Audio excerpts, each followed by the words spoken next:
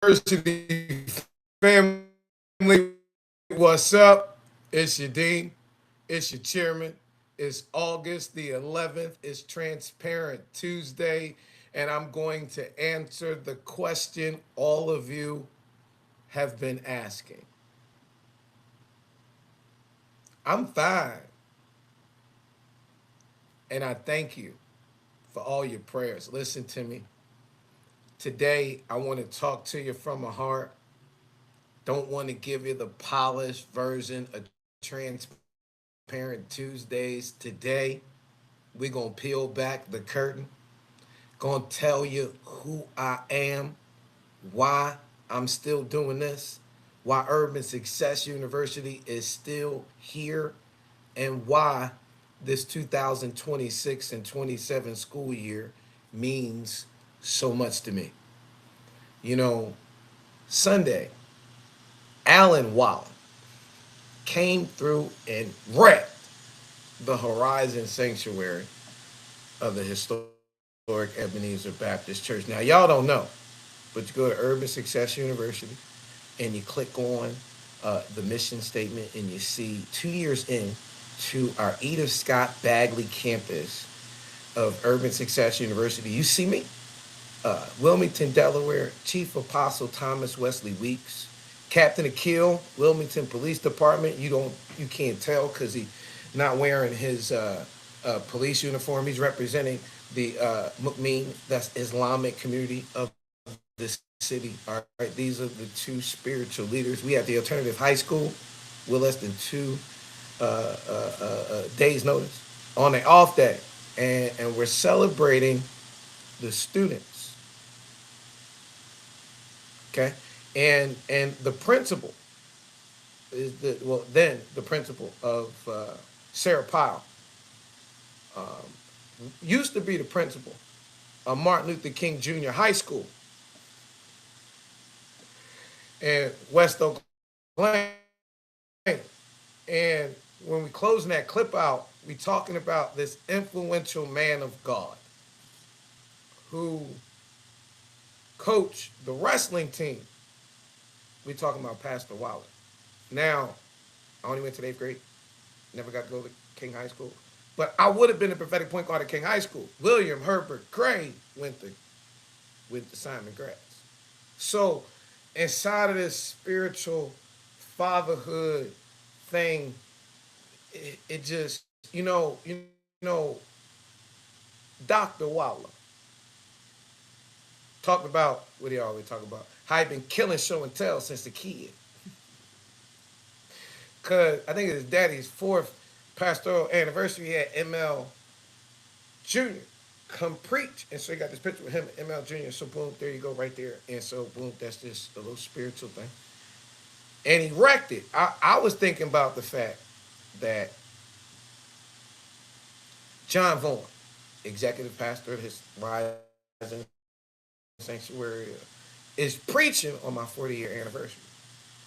And I was digging in the text. I was in my flesh in the text. Oh, I finna get him. If you listen to my Instagram of Coach KD3, you hear me on talking to Reverend Prince, but I'm finna get him. And Reverend Waller and the power of the Holy Ghost slid up and took that text and dissected it. I experienced this once before. I was in the Bright Hope Baptist Church basement ball court, and it wasn't Bishop Morris. It was Mr. Kazimazu, Mr. Militant Bishop, uh, J. Lewis Felton, and he he was the New Jack in the city of Philly, and he was preaching the Brack Ministers Conference. He had preached the Brack Ministers Conference, and the speaker, though, for this particular Sunday was Reverend Dr. Otis Moss Jr. Now, it's a lot of engagements for folk to get, but being invited to the Cheney University campus by Edith Scott Bagley is a distinct privilege. Otis Moss got and answered that invitation. Holy Ghost showed out. I heard. I went out. Anyway, so back then, I finna Mark 5-15. Little boy is sees Jesus, and he tells Jesus, he says, "Don't torment me." And Jesus, "What's your name?"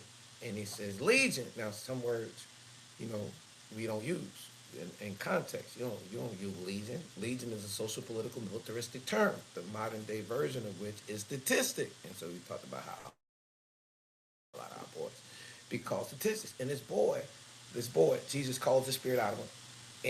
And folk had been locking him up, shackling his hands and his feet, and nobody could contain him, on probation, young boy in the hood. And he came, got with Jesus, and then we get to Mark 15, and the same folk who were talking crap about him seen him clothes in his right mind, and then they was afraid. Oh, there's afraid of who you become when you what? I thought I was talking about something. And what Otis Moss did, I'm in the basement in the ball court. He did it in the sanctuary,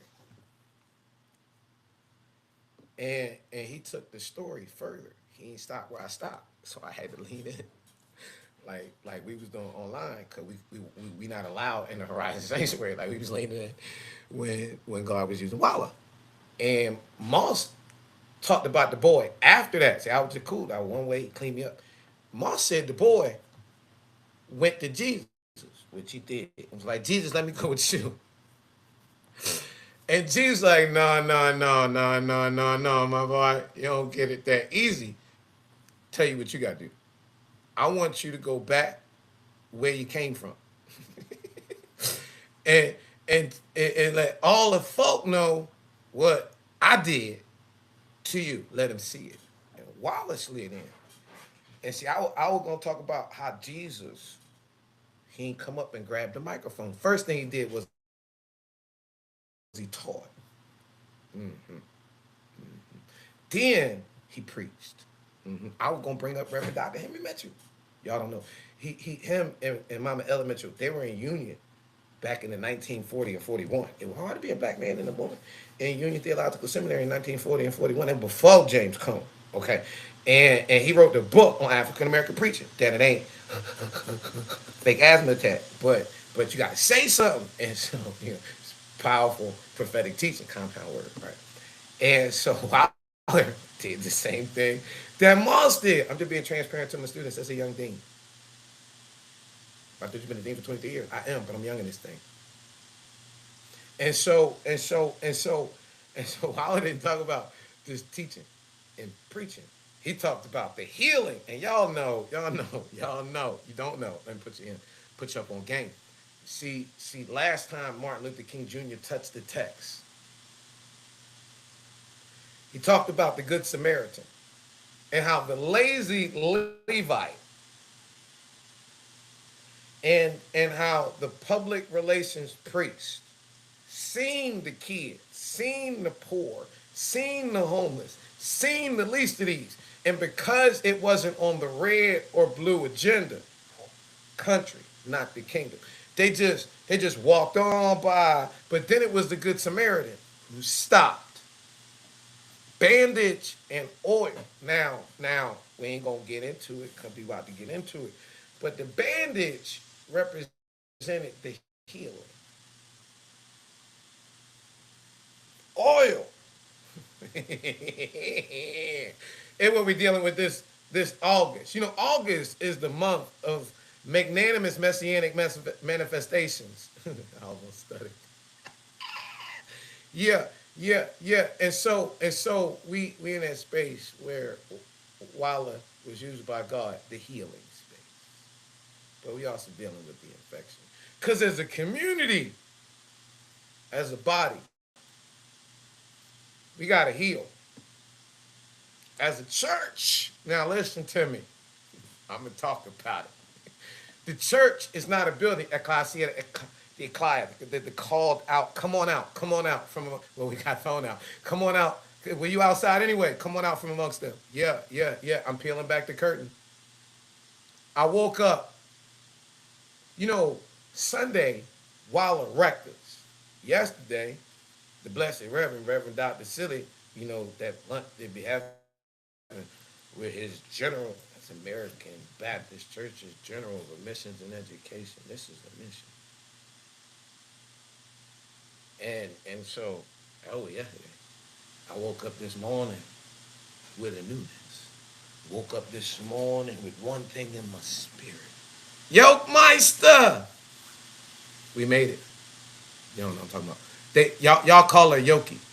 I was never introduced to who people in Atlanta refer to as Yolanda until January 1994. That's the Yoke Meister, my prophetic big sister. Girl, we made it. Hey, listen to me. I know y'all used to the monetary or the monetization of her daddy Martin. When I say we made it, this team Yokemeister, Sardine, that we you let me say it like this so everybody knows. You can't profit off the profit. You can't PROFIT off the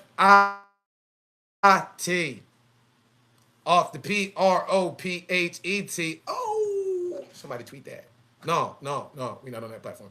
Somebody reposted on the Kingdom Marketplace. You're gonna understand that in a minute.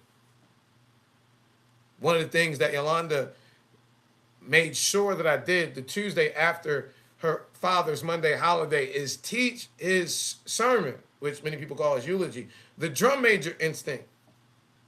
In it, he doesn't say, quote me.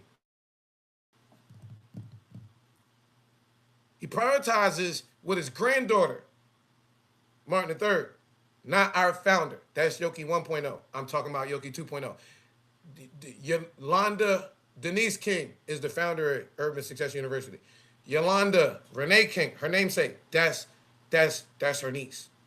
Okay? That's Martin III daughter. You know what she's doing? She ain't raising $100 million for Martin Luther King Jr. 100th birthday. She's not trying to PROFIT off her grandfather, the PROPHET. She ain't doing that. She doing what her granddaddy did, doing what her grandmama sure enough did. Okay?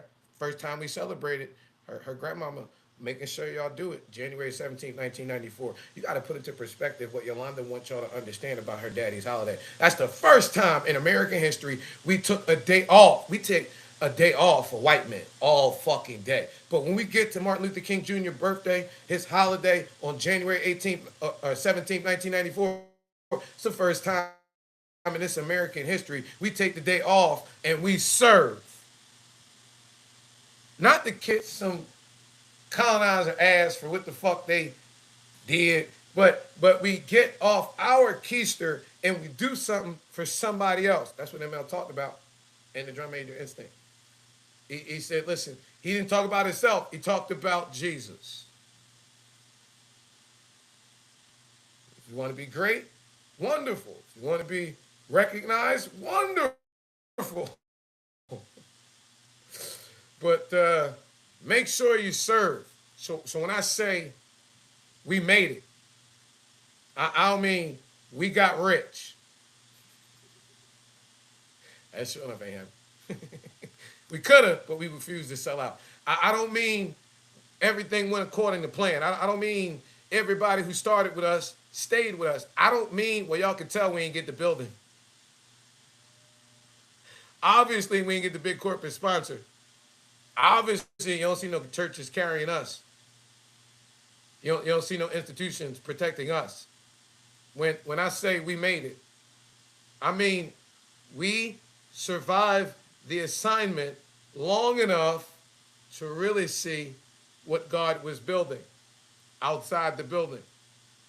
See, y'all, this hit me a little bit different this year. We closing out. What we got, 20 days? Sully give me a little license piece of paper. Little boy. August 86. 30th to be exact. I want to preach a little sermon. My birthday, my 8th birthday was Monday, the 31st. I preached a sermon on the 30th. I ain't know. I just know I got to go on the big desk instead of little desk. He didn't give me a little paper. Oh, what this is? Where the bike at, Negro? The paper, cool. Where the Diamondback mongoose at with the pegs? That what I'm looking for. I'm just saying, 8-year-old little boy. 40 years ago. And so, put that to the side. Cause that celebration. Atlanta campus went to school beginning of last week. Philly don't go to school until the beginning of next week or the week after next. Okay, so we get to August 30th. That's technically the celebration opening of the full 2026-27 Urban Success University school year. This the school year where we commemorate 20 years since the final public performance, 2007 King Holiday, and life celebration of our founder, my kingdom big sister, the Yolkmeister, Yolanda, Denise, Scott King. You gotta put this Scott because it's like it's a superpower. Them Scott women. I'm talking about service. And listen to me. Outside of everything we've been through, I want to make an announcement. The new USU, we right here. We've officially completed our evolution into a social entrepreneurial enterprise ministry. Our flagship, the Kingdom Marketplace, the digital resurrection of Progress Plaza, world's first AI-powered, generative engine optimized entrepreneurial ecosystem, intentionally built to connect businesses, community resources, ministries, nonprofits, entrepreneurs, and the next generation. Here's the part. Make my eyeballs get a little sweaty. Built by my babies, our kids. Watch your mouth. Talking about them kids. They God's kids. He entrusted to us. They ours. They was my superstars. Then it was my superstar achievers. Thank God we out the baddie with brains face. Now they my geniuses, baby girl geniuses. Yeah. They prove it every single day. Look at the Kingdom Marketplace.com. They built it. Yup. God daughters. They built it. Young women sometimes get looked past by the institution. Young women, people talk about, but very rarely listen to. And Daddy King would say, are you listening? Young people, young women, young mothers, dealing with real life economic circumstances and situations. Some would call hardship. That mama and them would say, baby, you gonna head up to the church. They get some help. But a lot of folk that took that old hymn, My God's a Mighty Fortress, literally and locked the doors. John Vaughan, New Negro, welcome to the ATL, boy. Some of them, they mamas themselves. You know what they did? They learned the technology and they built the infrastructure our community needed. That's why this ain't just a website to me. It's a testimony. Can I peel back the curtain a little bit more? You see me as the dean, see me as the chairman. Some of y'all see me Coach K. I'm King Kev right now. Well, I done grew up. I manifested. It's King Jolo. I am the American-born Jolo. It's them the facts. But underneath every name, underneath every title, I'm the same little nappy-headed Negro boy, raised in the basement of the Black Baptist Church. I didn't study our spiritual experience in the colonizer classroom in the slave master seminary or somebody else's textbook. I grew up in the center of this thing. I'm a hybrid. I'm a Mount Airy Church of God in Christ, Red Church, and Zion Baptist Church baby. And I got a prophetic Pentecostal mama, so I'm Baptist Collar Kojic, like Baptist, Pentecostal, and Kojic, all wrapped up in one. Bishop Ernest C. Morris, mother, Winifred, Ernest, or Morris. Mama E. Morris? You don't know that? Y'all ain't need to say that. Zion. Y'all talk about Leon Howard Sutherland, the Lion of Zion before this one. What you know about Amazing Grace. How sweet the sound. Say a little bit to West African. Not be a Negro boy like me. I once was lost. Hey, y'all. I found first place to hide is in plain sight. I was blind, but shout out to the Yokemeister. I can see. That's why I started. Prophetic point guard at a Bright Hope Baptist Church ball court. Yeah, I had Herbie. William Herbert Gray III. Put that to the side. All right, y'all niggas know about the Dash. Andrea Dash Gray. Forget about that. You know about Mama Marion, Auntie Marion, Marion Grace Segundi. HU, you know. I ain't talking about operation room ethics. Well, I am, but I'm talking. I'm talking about them in the sacred slums, in our streets, in our neighborhoods, in our communities, in our schools. I'm not talking about the way she held physical doctors accountable. I'm talking to the reverend doctors and how she held them accountable. That would raise me. And Sully taught me about the entrepreneurial Jesus, and and, and Herbie taught me to put the prophetic above politics. But when it came time for me to learn shepherding, that's when I got Mr. Chicago, Jersey Joe, Reverend Dr. Joseph Lawrence Roberts, the man who got the pastoral mantle from Daddy King.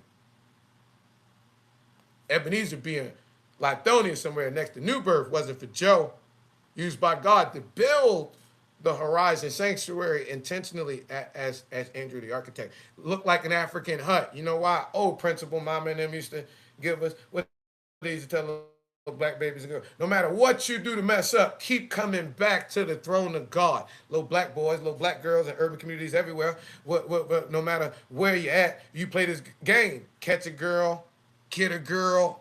Love daring play that. Freeze tag. You know what you got? Home base.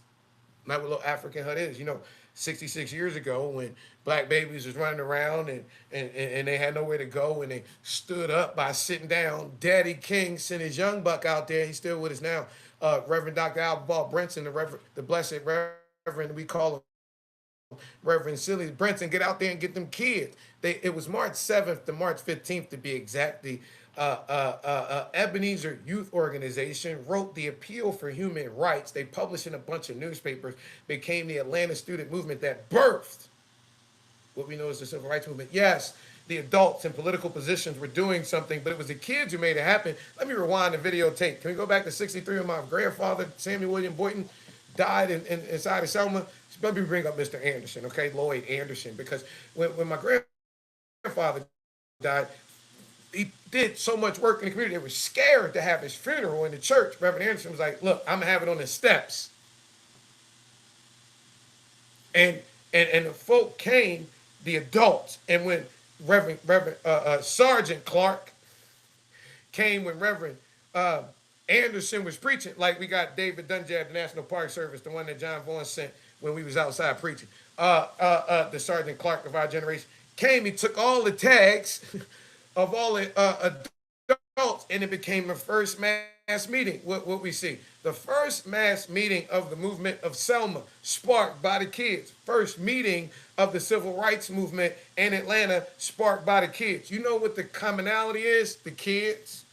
At some point, we can't sit down and say it's the kids' problem. We got to sit down and say, we must have got out of touch with us. Because they're not them kids, they our kids. And I'm not necessarily talking to the politician. I'm not necessarily talking to the nonprofit leader. I'm talking to black church pastors. Those that understand what it means to be a father of the fatherless. That means that if you've been in a particular point in position by God in a community, and 20 years later, the kids is buck wild and you have no connection to them, you failed. You did what Martin Luther King Jr.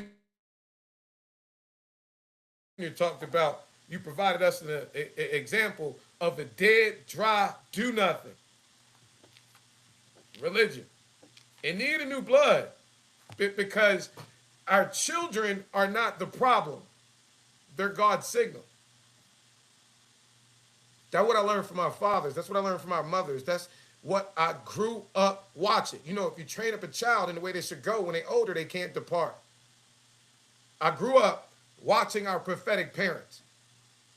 People who believe ministry had to do more than sound good on Sunday morning. If people were hungry, you got to feed them. They need jobs, you got to create opportunity. Their business locked out, you got to kick open some doors and build some businesses. And if the children in trouble, go get the kids. They are our future. I mean, otherwise, we do what Jesus talked about in John 10 when he talked about the hireling. The ones y'all hired. They see the wolf coming and turn their back because they don't give a frick about the kids. Not me. I'm the good shepherd. Lay down my life, pick it back up. You know why? It's the order I got from my fathers. Go get the kids. I can't tell you about the colonizer classroom and the slave master seminary. I can tell you what I know about our African prophetic tradition, our communal tradition. At the center of it is the kids. What you want from me? That's who I am. That's why I am the way I am. Let me go deeper. It's a lot of people talking about them kids today. You know what? I heard that my whole life. Them kids don't listen. Them kids don't care. Them kids different. You know what? You're right. They different. Every generation is. Get over it. Want to know what the difference is? A lot of people talking bad about today's youth haven't spent enough time with today's youth in order to be able to understand them. I have. I'm one of them. Spent my whole life in the trenches with them. Fact check me. I got the receipts. After our mamas started sending, the original mamas, the ones that founded the National Political Congress of Black Women, Shirley Chisholm, that was January 05. Cynthia Dolores Nodis Tucker, October 05. Rosa Louise Macaulay Parks, October 05. Coretta Scott King, January 06. That's the beginning of our mamas ascending. Y'all want a text? I ain't give y'all a text. Let me give y'all a text. Good. I'm probably gonna be in Genesis. We're gonna go all the way back. Like, good, I'm talking about our mamas. They're like, baby, you better touch the text. Yes, ma'am. Yes, ma'am. Yes, ma'am. Let's jump in. How about Genesis? Can we jump in the 28th chapter? No. Let's go back. How about Genesis? I don't know. Help me, Holy Ghost.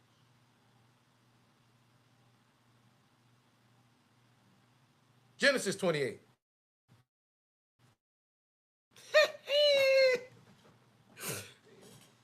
What? 10th chapter. Jacob, after the blessing, after the birthright, lays down and guess what? He has a dream. I'm just living the dream like Yolanda taught us to. If you don't know, that's our framework, living the dream. And so Jacob goes out, gets the birthright, gets the blessing, and he lays down and he has this conversation with God. The angels of God, the Bible declares that when you entertain certain folk, they be angels of God. You're talking about black women, showing up talking about our mamas. And so the angels, they ascending and descending. And Jacob having this conversation with God. And God said, just like I was with your fathers and your grandfathers, boy, I got your back. I'm on your side. And Jacob wakes up and he pours oil. He acknowledges God is speaking, and he gets to our focal point. Genesis the 28th chapter and the 20th verse. Then Jacob makes a vow. Now, first off, he just acknowledged God is speaking. He just poured oil on the rock. All right. Let me back up. I'm back up to 17. And Jacob, 16. And Jacob awoke out of his sleep. And he said, surely the Lord is in this place, and I knew it not. And he was afraid, and he said, how dreadful is this place? This is none other than the house of God, and this is the gate of heaven. And Jacob arose in the morning, verse 18, and he took a stone and he put his head on it for a pillow, and he set up a pillar and he poured oil on it. Boom, boom, boom, y'all got. And he called the name of this place Bethel, but the name of the city was called Luz at first. And Jacob vowed a vow, saying, if God be with me and keep me in this way that I go, here it is, and give me bread enough to eat and raiment enough to put on, and so that I come once again to my father's house in peace. Then, don't miss it, don't miss it, don't miss it, don't miss it. Then the Lord shall be my God. Now, wait a minute. Wait a minute. You mean you chasing the money, chasing the influence, chasing the material trappings of success? Whoa. That's what Herbie told me to watch out for when he left Congress to run the United Negro College Fund. I was in the basement of the ball court, and then they was like, "What did he tell you?" He told me what I'm telling y'all because I told them. So I'm telling y'all that you Negroes don't read your Bibles. He said Jesus had talked about it when he said you can't do both. You can't serve God and Mammoth. Now, Mammoth isn't the money. Mammoth isn't the title. Mammoth is the pursuit of the money. Mammoth is the pursuit of the title. Because see, the money and the title, that's up top. But the people of God, they down low. So if you take the word of God, like right here, and he says spit it in midair, it's God's word. It can be interpreted from a myriad of different perspectives. Black folk, white folk, orange yellow stripes, green, pink polka dots, folk with the stuff on top, folk at the bottom. Now, typically, the folk on the top, because they on top, when they read the word of God, they're reading it to justify their position. You know, being on top, they're looking down their nose through the word of God at people at the bottom. Folk at the bottom, they at the bottom. So they're looking at the word of God to lift them beyond their circumstance and situation. God weighs up our ways, thoughts up our thoughts, and his infinite wisdom. God decided to put all his title, all his positions, all his everything to the side and come down low. Imagine. Jesus gives us an example. Right. And and, and what's he do? He takes his title, his position, and all of that, and he puts it aside and he gets down and washes his feet. Don't miss. Judas is at the table. Now, me, I would at least broke a toe. Jesus washes the feet of the one who is to betray him. Okay. And so we talked about that story because the angels ascending, our mother's ascending right after Coretta ascends, 2007 King Holiday. Yolanda got tons of pressure. She freezes the holiday. How do you gonna freeze the holiday? You the speaker. It's your daddy holiday. What we finna do? I ain't going behind the war like that. Okay, I guess amen. And her last public performance. Then, questionable circumstances, May, she shuts her eyes. August, we open up the Coretta Scott Young Women's Leadership Academy. April, I get sent by our mamas. They're called Priceless Academy. They're called the Fulton County Young Women's Leadership Academy. They sixth grade. Okay. Let me insert. My brother, Kenneth Jerome, was murdered in between Coretta first and second stroke. Okay. I'm not KJ. I'm KK. But anyway. So I'm bothered because my brother got murdered. Mom is like, you gotta, what about Yoki? I go up, introduce Yoki. Then I lose Yolanda. Now I got the girl walking into Coretta Scott, and they changed my life. I'm Dean K, Dean K, Dean K. Who are you talking to? You Dean K, ain't you? I guess I am. Okay. Okay, my boys over there, Best Academy. What? I'm giving receipts now, 2009. We took success for teams. Okay. This curriculum right here. All right. I've been expanding it ever since. Okay. And we broke it into the I am great. Nehemiah. Okay. My babies. Ask Miss Jackson. I got a little picture. Miss Jackson. Okay. Jackie Lott Jackson, Deacon. That's Jackie Lott Jackson daughter. We was teaching Nehemiah. And Nehemiah said, I'm doing a great work. I cannot come down. Said, I am the great Miss Jackson. So we working on this I am great program with Success for Teams. Okay. We converted these 8 chapters, 8 principles, okay, into shorter lessons. Y'all know my kids is fast. They were designed for urban middle school and high school students so they could actually engage. All right, this 2014 curriculum is the last curriculum that Joseph Lawrence Roberts approved, so that's why I don't do no updates. I keep sending y'all back to 2014 curriculum. Spiritual son and father stuff. Okay, decade later, I'm in my second school year as in my second decade as chairman, and it's still surreal to me. But it records the model. Y'all can have it. It's free. You know, the gospel is to be freely given. Okay, you can't profit off the profit. Listen, Yolanda talking about that. If you're an intellectual giant, then you develop a philosophy. You develop a framework that can be sold, that can be packaged, that can be marketed.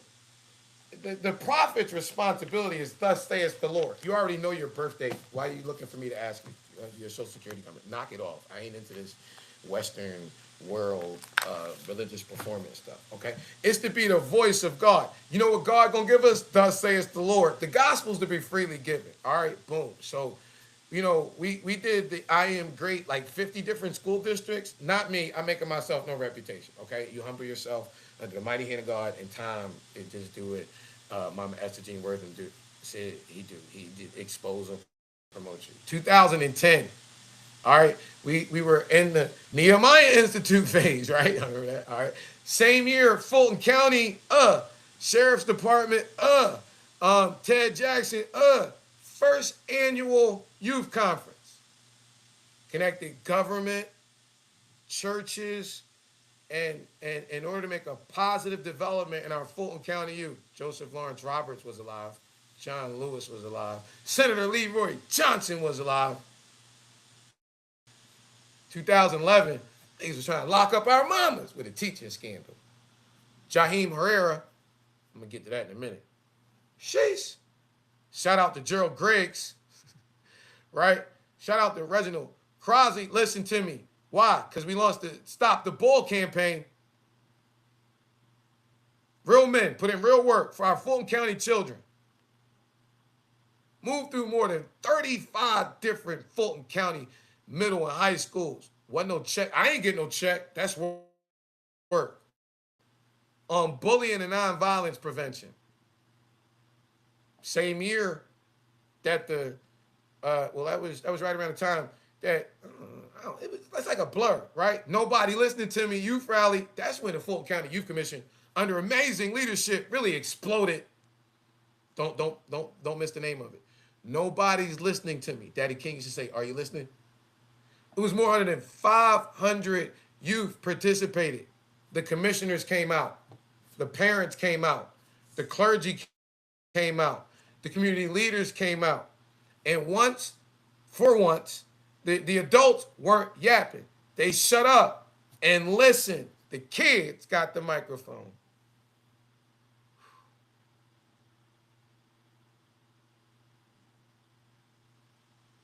In 2012, after they was trying to lock up our mamas for the little teaching thing, after we dealt with the bully issue, forget about what's going on over with Warlock and him. When he made his confessions, a lot of gay people around. Forget about all that. That's when, because that's an issue, because Jaheim hung himself. Well, why did he hung himself?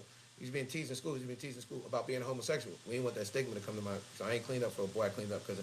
Listen, 2012. I told Warnock he could take his ordination, stick it up his butt. Why? A lot of people got ordained by Reverend Dr. Alvin Paul Brenton. He got licensed and ordained by Daddy King and ML simultaneous. Daddy King said he gonna still be here. I like stuff that's legendary. I'm not a cookie cutter. I got licensed by Sullivan. I'm not finna get ordained by the Warlock. Sullivan says himself, watch the documentary. When he was up at Abyssinian, my spiritual mom, Amazing Grace, told him to get away from Abyssinian because that political stuff was getting pretentious and away from the prophetic, away from God. Warnock started Abyssinian. Look at how he wrecked Ebenezer. Kevin Johnson, he wrecked Bright Hope. He got kicked out. Wrecked OIC. Look where he ended up. Abyssinian. Both political.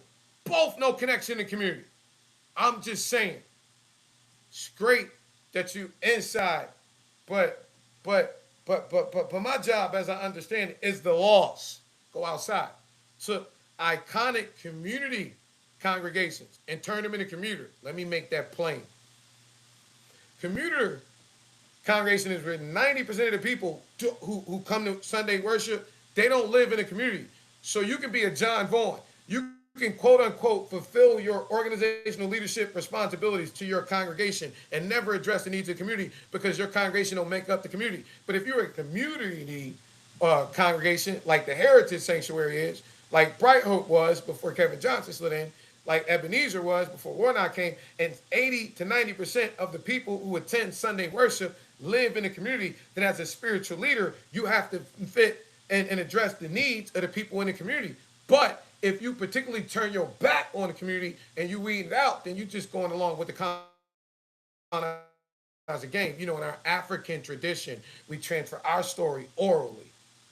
But that ain't what the colonizer do. It's a genocide formula. They take over shit, rewrite a new story, try to make the kids feel like the parents is against them. How can our kids be against our parents? Because our parents looking at what's wrong with the kids. Spiritual abuse.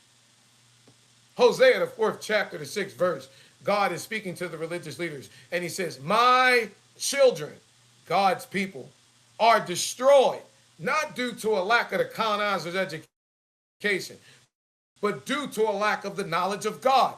And he's speaking to the preachers, because how would they hear if it not be for a preacher? And because, you know, God says, my people are destroyed due to a lack of knowledge. And because you have rejected knowledge, I reject you. He didn't say you were going to lose your budget. He didn't say you were going to lose your Bentley. He didn't say you were going to lose your building. But do you know what it's like to be outside the will of God? Come here, David, shepherd boy, anointed to be king. David's in a position of leadership, and he knows how he's supposed to move the ark. But he doesn't move the ark the way he's supposed to. He sends other men to go move the ark. And those men die.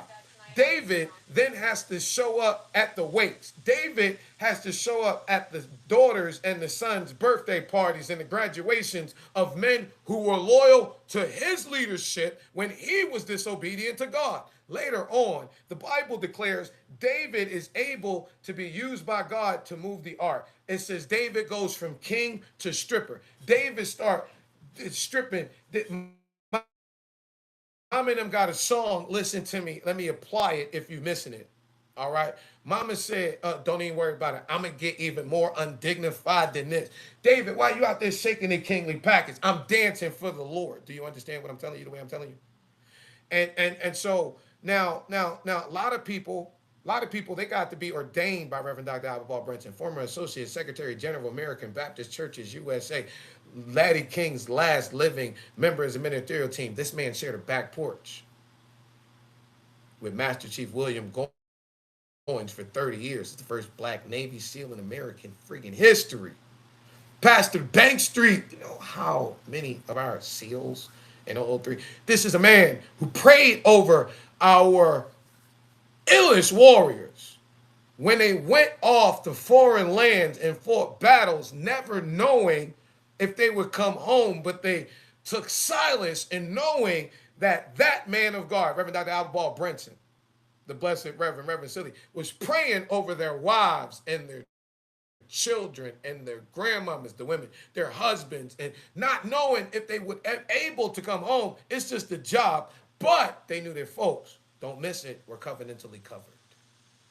2012, I got the privilege of marching 1,000 black babies, our Fulton County children, from Booker T. Washington High School, alma mater of ML, where Reverend Brinson Mama taught, down MLK, past the Richard Russell building, over to the Georgia Gold Dome, where I'm holding a bullhorn for Naomi Barber King, where she said, I feel the spirit of my beloved Boaz, them Daddy King boys. Daddy King wasn't a hoe. He was preaching with that 45. I don't talk about that. You know what I mean?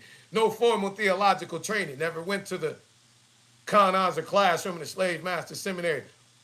Gangster of the community. Before he had that hood Holy Ghost transformation. Oh, that's that gangster of the gospel. Yeah.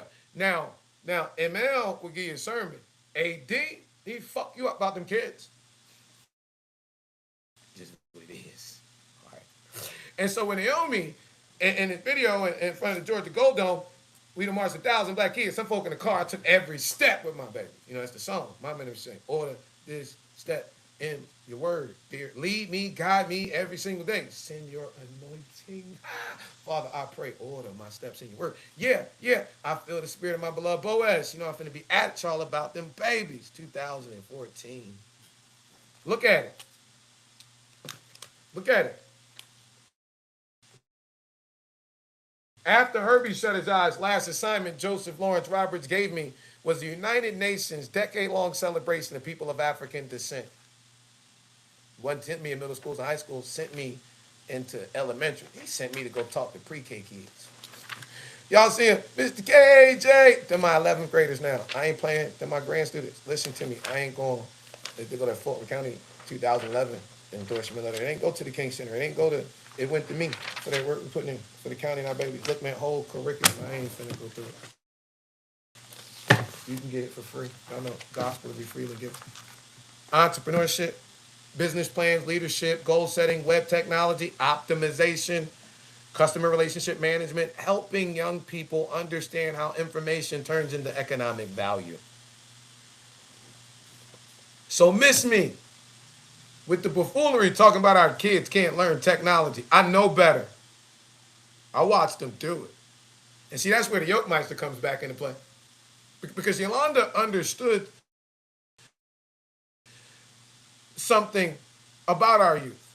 She would oftentimes say, a dream that isn't dramatized can't be felt in the hearts of our children. If not felt, it can't be carried. Y'all, let me put y'all on lingo. You ever hear talking about, I'm not feeling that. Ain't nobody say nothing was wrong with Bernice put together, but the kid's not feeling that. Yolanda understood, or what Yolanda understood, is that our young people can't simply inherit history. They got to inherit the tools of creative artistic expression. They got to inherit the relationships. They got to inherit the deposited wisdom of our elders. They got to inherit Christ-centered leadership. They got to inherit an economic understanding. They got to inherit applied faith. They got to inherit a true understanding and entrepreneurship and practical entrepreneurship and education. They got to inherit technology. And most importantly, they have to inherit and be taught how to fine tune a sense of purpose. Edith Scott Bagley would call it a sense of self-efficacy. You know, she's that big language. You know, their belief in themselves. That's what Urban University was birthed for, and that's what we've become.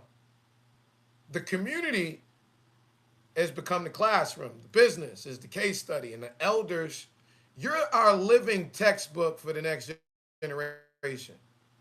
And our young people, they didn't just sit down and take notes. They built something, y'all. After Yolanda died, guess what? We could have stopped. Sure enough, it's Transparent Tuesdays. It was some days I wanted to. There were some seasons where God gave us way more vision and money, way more children and resources, way more need than staff. Matter of fact, that's kind of the norm for us. Way more assignment than infrastructure. But what was I, being me, supposed to do? I don't have the luxury of locking my office door. I don't have the luxury of not answering the phone. My kids can touch me.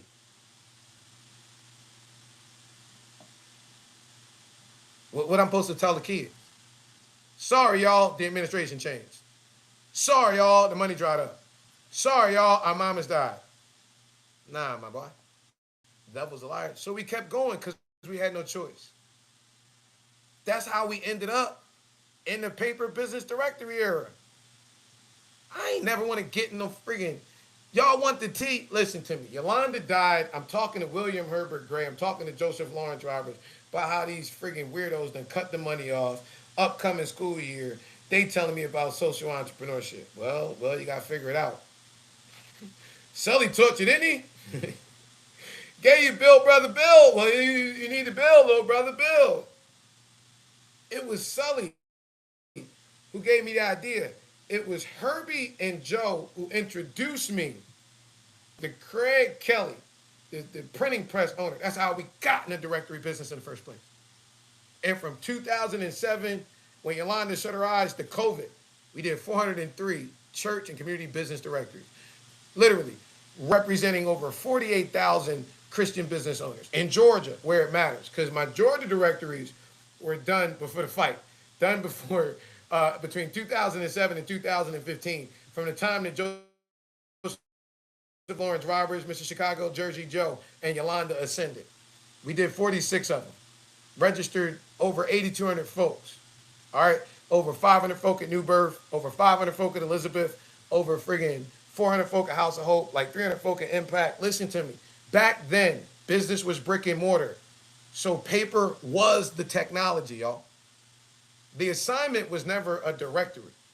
The assignment was connecting our entrepreneurs across the churches, across and beyond the congregational and denominational lines, across the cities, across the neighborhoods. And then, don't miss it, we in the churches doing the directories, we in the high schools and the middle schools, and then to connect all of us intergenerationally. Then guess what? COVID. Who controls but God? You conspiracy theorists, leave me alone. And like that, overnight, business went from brick and mortar to click and order.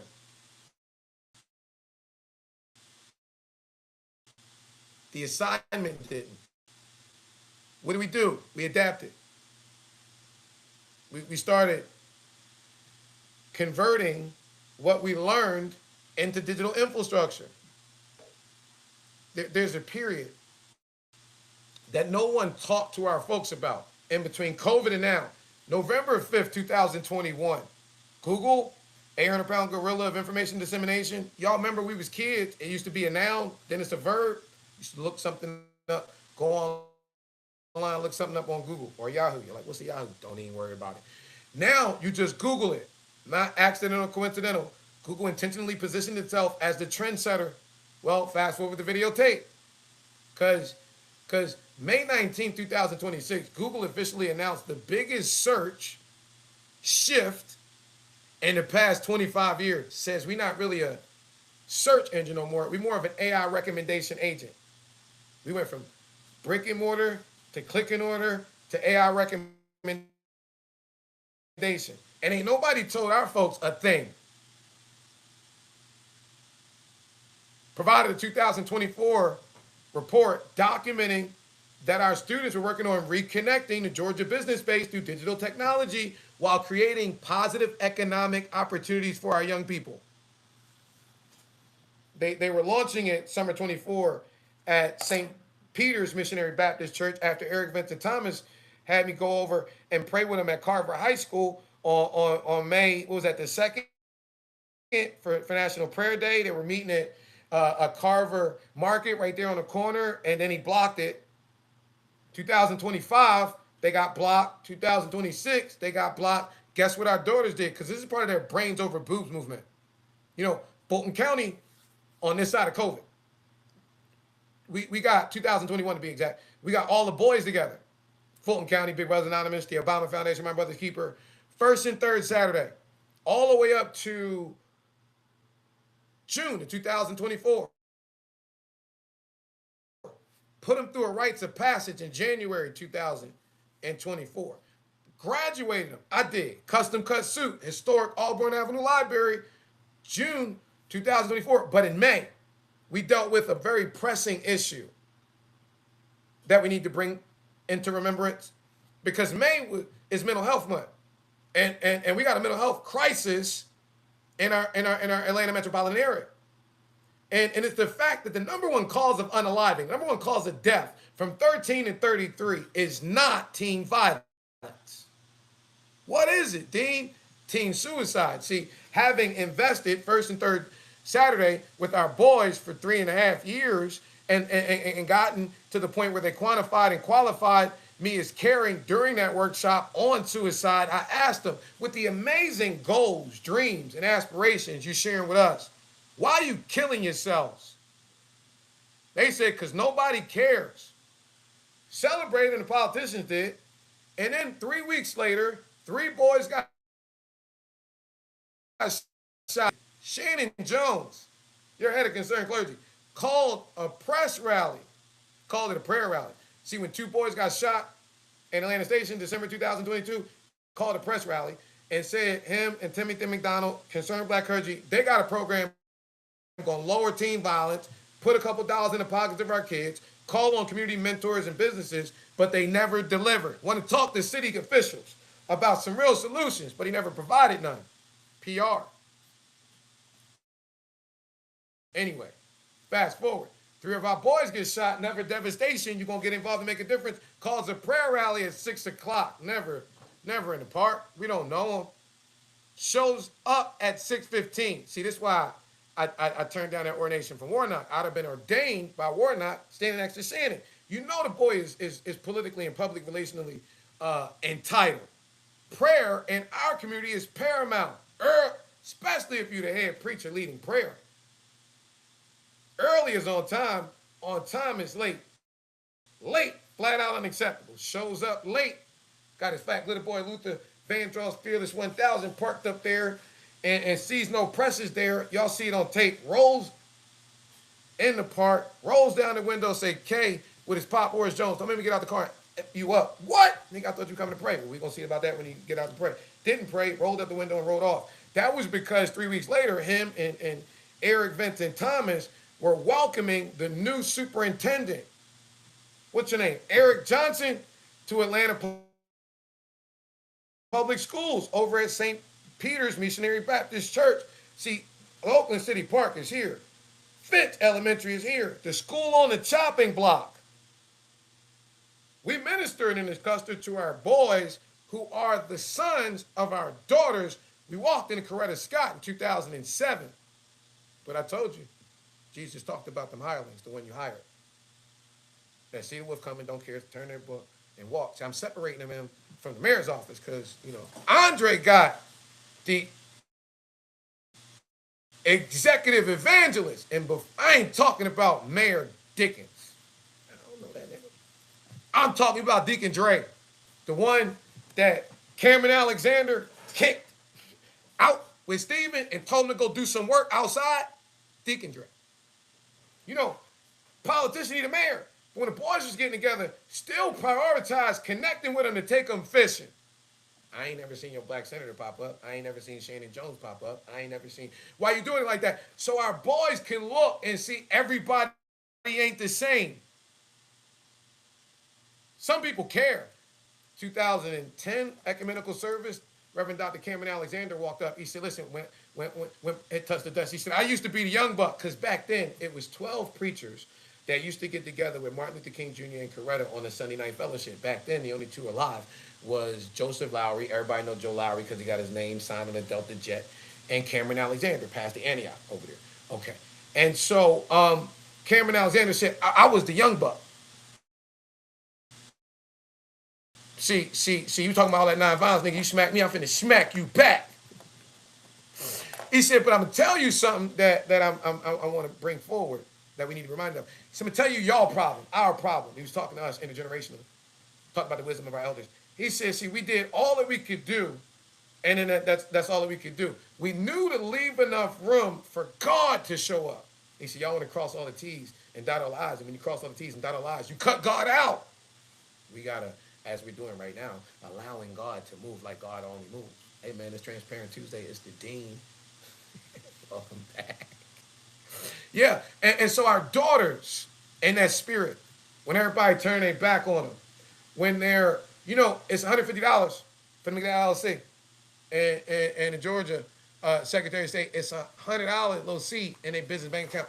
We got this. It's these little steps they go through to establish their corporate footprint, get some business funding. They got an LLC. But our daughters in Atlanta Metro, but based on the lack of housing, based on the economic crisis, based on, we spend money for our boys, we didn't dress our girls. They spending $250 for a stripping license from Atlanta Police Department, the County Police Department.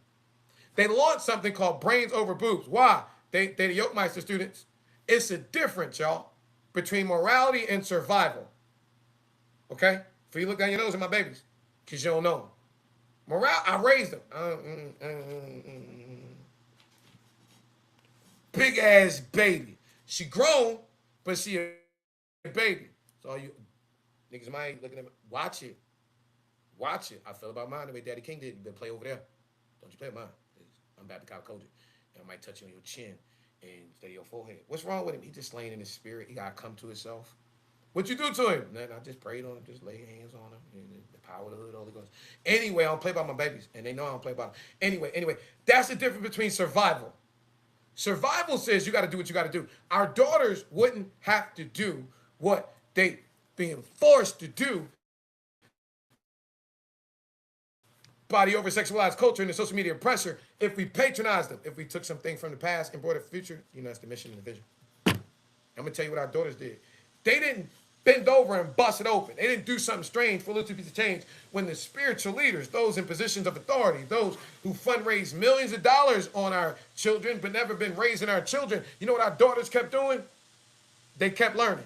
When Willie Watkins got a diamond profile after Keyshawn died and we were looking for morning services, he took advantage of them, got their digital deliverable, didn't pay their bill, then blocked them over at Elizabeth. You know why I heard them so much? All they know, since they know Esther Jean Wortham, is wow, wow, wow, wow, wow, wow, wow. Say it backwards. Wow. Ferris ain't do that. You know, that's what a real father does. A real uncle. Roy ain't got no backbone to clean that shit up. Everybody know Isaac a fuckboy. Real men stand in front of their women and take the shots. That's what I was taught a lightning rod did. Y'all know I'm Amazing Grace's lightning rod. The lightning rod don't cause the storm, y'all. Let me remind you. Lightning rod just sits a little bit higher than the storm and gets hit. Right? Gets fried in order to what? In order to ground the power storm and redirect it so it don't do what? So it don't hit the house. I mean, we'll never get down there because they locked it up. But if you go in the basement of the Heritage Sanctuary, the historic Ebenezer Baptist Church, they got what we've been preaching for the past 2 years, 3 years, coincidentally. You know, the first number of completion is 3, second number of completion is 4. When you add them, you get 7. When you multiply them, you get 12. It was young Samuel in the 7th chapter of 1 Samuel. And called Samuel, cried out to the Lord. The Lord thundered, and the Philistines, the politicians, stumbled on themselves. And what did he do? Raise that rock, my Ebenezer. Our daughters, politicians stumbled on themselves, but our daughters, you know what they did? You know what they did? They kept holding on to God's unchanging hand. They kept learning research, kept learning AI, kept learning content development, kept learning marketing, digital marketing, business development, digital positioning. I'm bragging on my babies like a real spiritual father should. Technology, and little by little, piece by piece, sometimes with nothing. Broke laptops, cracked phones. They built the Kingdom Marketplace. See, I'm going to tell you why I'm doing it. So you call up the Leon Sullivan Trust in Philadelphia. You speak to the chair of the board, Mabel Wellborn. She's tell you, raised by Sully. Went through a period over there in Valley Forge. Came back running the Sullivan Trust. She said, I didn't even know Sullivan put me in that position. Put her in a position to develop into the prophetic princess. God allowed him to see her ass. Now she's running, Black Women Run the World. Listen to me.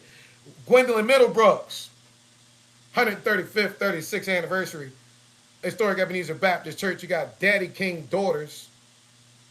His physical daughter, Dr. Willie Christine King Ferris, Angela Mama, Ferris grandmama, all right, Alberta daughter, all right, Jenny Celeste Parks granddaughter, okay, and so she's obese. You got Mary Gurley, that's a Bethel AME baby, spiritual daughter.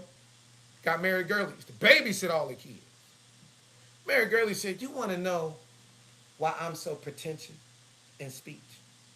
Because I had a real one that rolled for me with no breaks. Because Daddy King used to pound on the desk, say, I'm going to say it. You niggas too quiet over the things that matter, like prophetically parenting the next generation. And she said, because I had that covenantal covering, because I knew, when my mama brought me to a place where I had a real alpha masculine man who was 10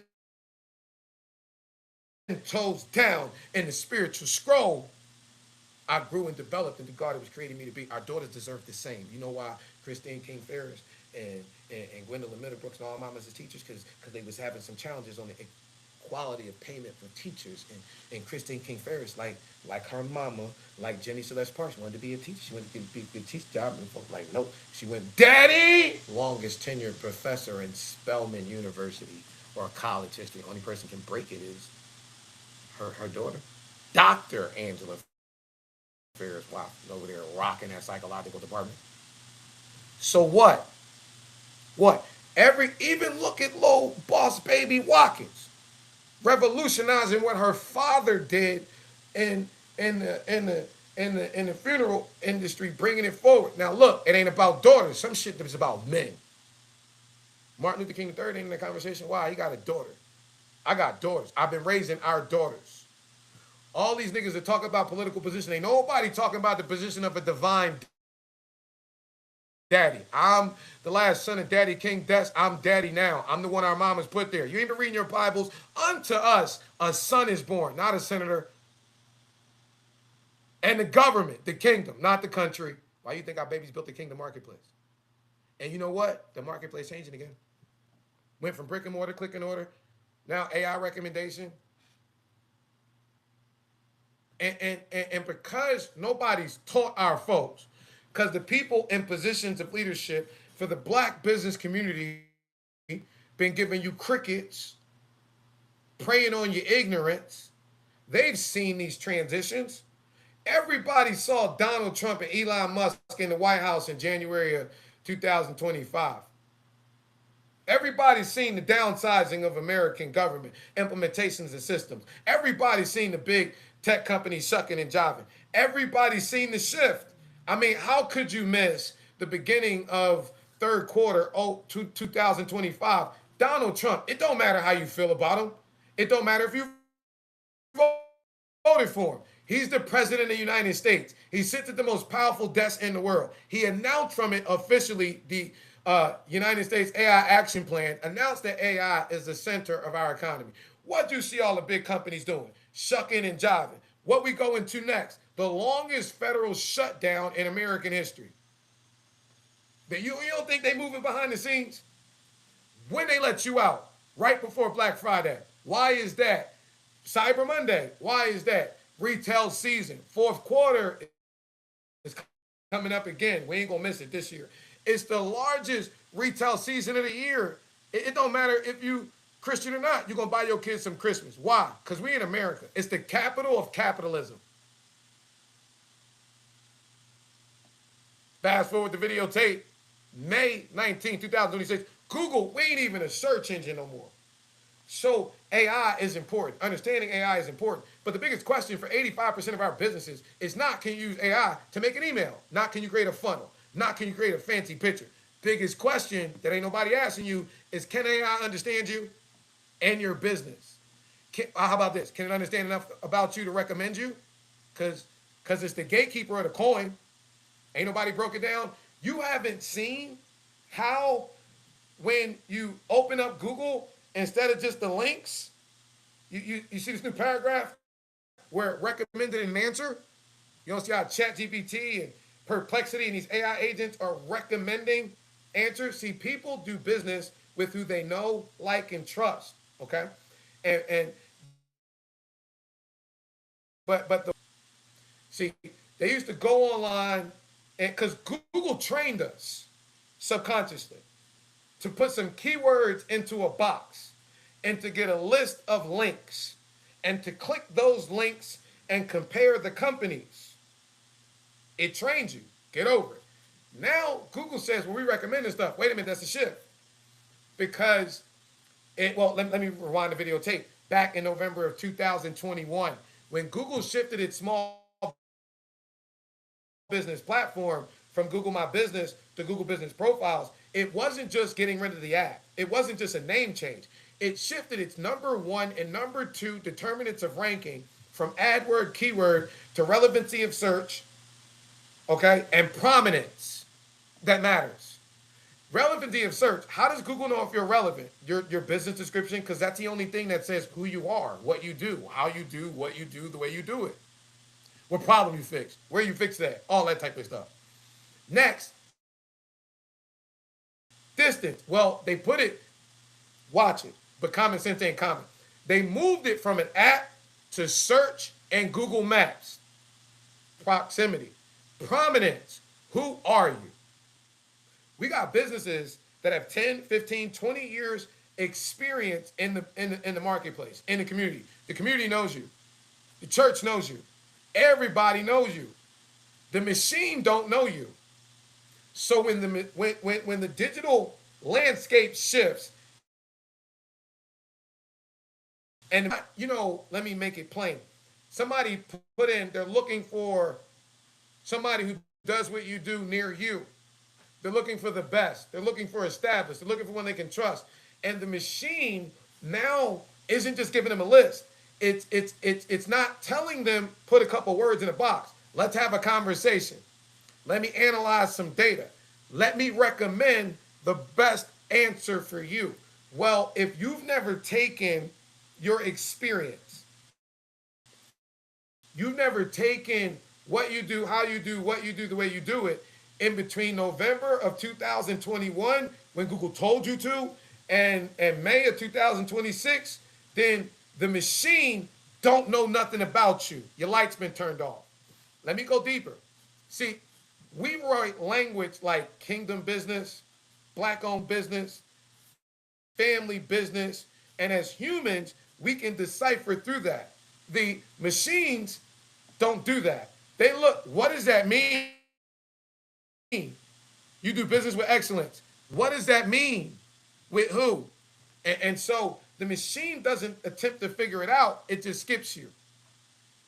So the biggest challenge right now, because a lot of folk online, and you're relying upon the internet gurus that are still giving you SEO tactics from 2015. Well, just dance a little more. Just shake it a little bit more. Just get a little bit more better music. Ladies, just, especially our daughters, just pop a button. Just show some more cleavage. You ain't got no bra. What a girl, just wave your titties. The devil's a liar. Listen to me. You want to rank higher, the phone stop ringing, make it so that the machines understand what you do. Because they don't understand you. The question isn't, can you use ChatGPT or Perplexity, which one you like better for your flyer? No, can AI understand your business? Because they're making the decision on who they recommend. I don't want y'all to get hot and bothered. I know. If I did, I'll show y'all some ankle. Oh, ladies like, oh, I showed us the ankle. I know, I'm single. Show y'all some ankle and wife hunting. Listen to me, it works. Martin Luther King Jr. on the steps in the New England Conservatory told Coretta, I'm looking for a woman. I done loved a million women. I just need one woman I can love a million ways. It worked. He got a Coretta. That's what I need in my life. Anyway, listen to me. AI got to understand you. Like, let me ask a question. Because when we read these directories, this is why the directory industry is over. It don't answer the questions the machine. Who do you serve? Where do you serve? What problems do you solve? What products and services do you provide? Ready? What makes you credible? What makes you different? Because if the digital world doesn't understand you, how can it consider you to recommend you? That's why what our daughters built, so amazing. AI smart matching. What they're doing right now with category pillars, so amazing. Tell you what they're doing. They're organizing our products, our services, our FAQs, our founder stories, our locations, our expertise, and developing them into what AI wants. They're called trust signals. Now, I can't promise ChatGPT, Perplexity, or any of these other AI agents are going to recommend you. First off, nobody can. Gemini don't answer to me. None of them do. But I'm going to tell you what I can be used by God to do and what I'm going to do. I can make sure that grandma, 30-year-old business, ain't walking into the AI era with a digital lights off. I was just talking to Linked Up. They got the cornbread lady. I remember that cornbread. Cornbread lady, up. I'm trying to get her son on the phone so we can get all the stuff right. Yup, yup, yup. What's he pay? Nothing. My cornbread tastes like. Yeah. Mm-hmm. Kingdom reciprocity eating cornbread forever. No, I know. Listen, this is why I refer to the Kingdom Marketplace as Digital Resurrection or Progress Plaza to me. Sullivan built Progress Plaza and it represented a physical economic infrastructure. Folk came, it brought our businesses together. It speared and created ownership. It created jobs. It created economic circulation. Let me talk to you Negroes in business like W.E.B. Du Bois did. Did y'all read W.E.B. Du Bois' article, The Negro in Business? He made a point. Let me bring it forward. He said, nothing, y'all know that zero, zip, nada, nothing positive community that fails to recirculate its dollar. It's impossible for us to recirculate our dollar in our community if we don't, this is in our community are.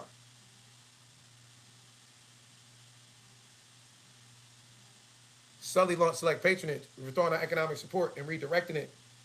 That's the point. A boycott don't do nothing for us. Withdrawing our economic support from them don't do nothing for us. It don't create ownership. It don't create jobs. Don't create, we're talking about economic circulation. Don't train our youth. Don't build not a daggone thing.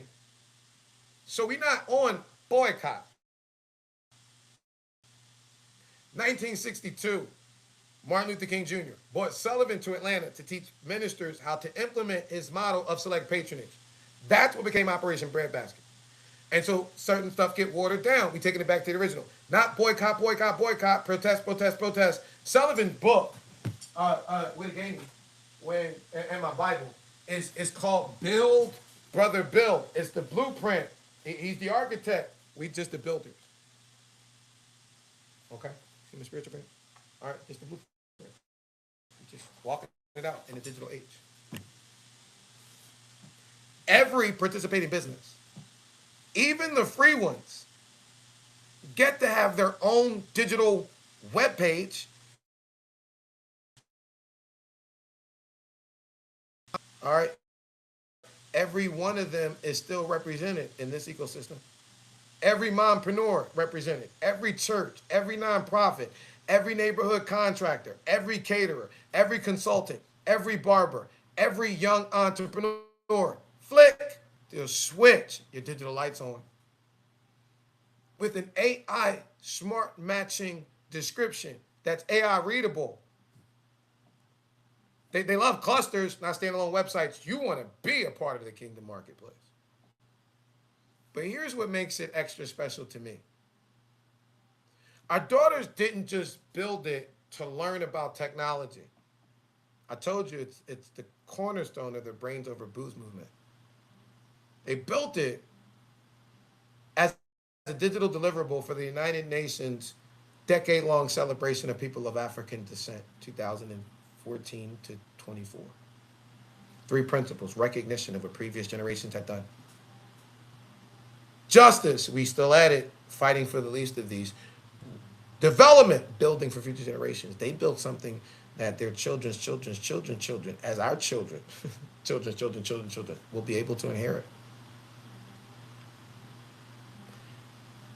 Instead of succumbing to the over-sexualized culture and the social media pressure attempting to objectify them. A method that is simplistic and duplicatable, not just for them to perpetuate income, that can grow from community to city to city to state, and can provide income for their peers to deal with this overwhelming issue.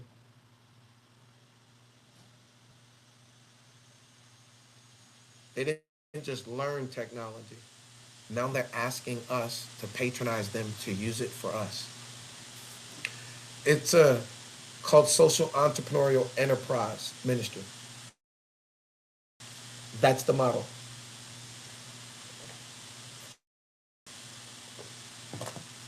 Have a little pause. Instead of simply asking, would you donate to our girls?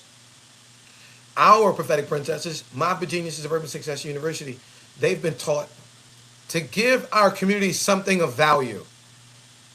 Let them research your business. Write your real story.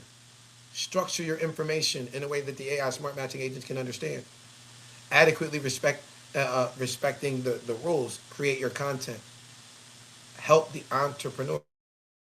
Why? Because the elders got the practical business experience. Our babies came out the womb with these smartphones. How about we put them together? And help your elders develop the digital asset they need because their information is scattered all over the internet. This Facebook page, this website, this, that. And clarity is key because clarity is credibility for the AI agents. Solve that problem for your community and then get paid. Now, our current Black Business Month back to school blitz, it's designed everybody get it for free, but you become a category pillar or above. You get some of that advanced implementation, generative engine optimized implementation, and AI readability. No, 100% of the proceeds go to our daughters, single mamas that are performing the work. Business gets built, babies get paid, students get experience, get to build their portfolio, and our entire friggin' community gets stronger. It's called Kingdom Reciprocity. And for me, I already told you it's personal about my daughters. Now, brains over boobs, listen to me. It's not about shaming anybody. It's about economics. All right? It's about making sure that our daughters, some young woman inside of Atlanta, the Black business capital, birthplace of the civil rights era, doesn't come here pursuing her dream and deal with the unplanned circumstances of life and life be life. Come here with her babies, come here with this. And because of the over-sexualized culture, when she's in an emergency situation, then the only emergency method of help is her hands on her knees. It subconsciously teaches her that her most powerful, most profitable, God-given asset is her boobs and her booty and not her mind. Devil's a liar. Teaching our sons how to become men, but it's a reason Reverend Dr. Joseph Lawrence Roberts opened up the Horizon Sanctuary to single moms and women dealing with sexual exploitation. It's the reason our mothers in National Political Congress dealt with domestic violence. It's the reason we focus on single mamas, because they got our sons, and our sons have to be connected to real men who can teach them how to become men. Otherwise, we get this false veneer of manhood that got our boys running to get a gun because he don't know how to throw a right hook. Got him running around emotionally and unintelligent. Got him seeking to put on everything outside, but not understanding what Sullivan talked about when you're spiritually bankrupt. And there goes the morality. There goes our neighborhood. And now all of a sudden, we just got hoods with neighbors. Fulton County, we give our kids guns 10 times easier than we give them library cards. So we're see the wolf coming and we turn our back. These are our babies. I mean, we done gave the kids guns, but we ain't gave them no fucking mandatory requirement to go to the range to learn how to use the guns. So he pissed off at the little brother up the street, and he done put 50 bullets the fuck out. He ain't shot the little kid up the street, but I got to show up at a wake for an 8-year-old little girl. And outside of the 8-year-old girl who died, I got to show up at that anniversary of the wake the year after, and the year after that, and the year after that, and the year after that, and ain't nobody care, but our babies died. What if she not 8 and she don't get murdered by a bullet, but she 18? And she done fought through all the programs we provide, and now she an adult, so, and she got a little baby. And she trying to do what she can do, and all the doors shut. Well, now you know, it happens sometimes. You know, she got to fight with the boyfriend, maybe whatever situation is. Now she got to get a roof over her head for her and the baby. Now, you know what happens? Now she got to bend over and bust it open. Well, watch this. The bullet didn't take her out at 8. The strip club did. Because she got goals. She got dreams. She got aspirations. But now she making that fast money, and she didn't want to do it, but the money takes control of her mind. So now the money comes by way of her degrading herself and doing that. She can't come back from it. She dead. We see the wolf coming, turn our back because we don't care about. I'm talking on a higher level, but I'm bringing it down. It's about economics. It's about teaching our sons what it means to be men, making sure our daughters understand she can monetize more than her booty. Come here, baby. Put a snowsuit on. Let me show you how to get some money. Let me teach you how to monetize your mind, monetize your research, monetize your creativity, monetize your writing, monetize your understanding of technology. It's some old folks got plenty of bag, need you to do their content. Let's monetize your ideas. Let's monetize your ability to solve problems. I'm not saying shut down the strip club. I'm saying for mine. For my daughters, from the 2007 class of Coretta Scott to the 2004 class of Girls High in Philadelphia, and all the ones in between that partake, the 5 million of which that went through this curriculum that we developed. Yup. That called me Dean K. I promised them I was gonna have their back. I ain't Jesus. I don't want to say the world, but I ain't gonna be no hypocrite like y'all niggas. I'm riding for my babies. They gonna know their brains got value. Under Yolanda, they were creative artists. With me, they just little AI artisans. And we're going to shift the culture. All right? From our daughters being forced to survive with their hands on their knees to showing them how black women run the world with their hands on their keyboards. How they build, not bend over. How they build, not break. How they build, not get butt broken. Oh no, I'm the pastors. Let me move along. And so when many of you ask, nigga, you ain't quit yet? I can't. If you train up a child in the way they should go when they older, they won't depart. Listen to me. Folk were running from the urban inner city. Okay? And they were running to it. Folk were running from our urban inner city kids. They was running to them. Look at me. I'm the case study. Never know what God will do. Somebody poured into me as a little boy. Sully poured into me. Amazing Grace poured into me. William Herbert Gray poured into me. Andrea Dash Gray poured into me. Marion Grace Sagundy, she poured into me.